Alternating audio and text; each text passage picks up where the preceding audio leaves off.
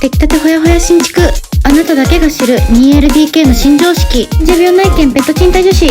こんにちは、ペット賃貸女子です。ここだけの新常識が広がるお部屋をご紹介。生活感を隠す広々シューズボックス、お次はキッチン、3口コンロ、グリル、右も左も全部収納。